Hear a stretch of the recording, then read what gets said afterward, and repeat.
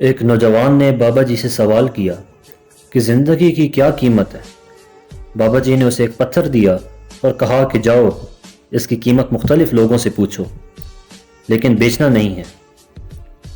نوجوان اس پتھر کو لے کر سبزی والے کے پاس گیا تو اس نے کہا کہ اس پتھر کے بدلے میں آلو کی بوری دوں گا، لیکن نوجوان نے دینے سے انکار کر دیا۔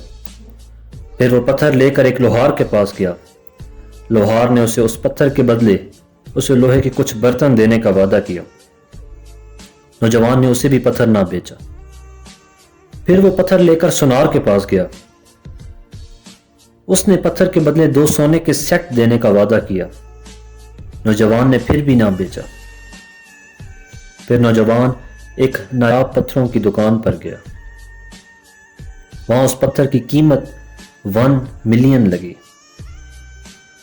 وہ جب بابا جی کے پاس واپس آیا اور سب بتایا تو بابا جی نے کہا جیسے پتھر کی قیمت کو کوئی نہیں جان پایا، اسی طرح تمہاری زندگی کی صحیح قیمت کوئی نہیں جان پائے گا، لیکن اس دنیا میں کوئی ایسا ہوگا جو تمہاری زندگی کی قیمت جانے گا، لیکن اس کا انتظار کرنا ہوگا۔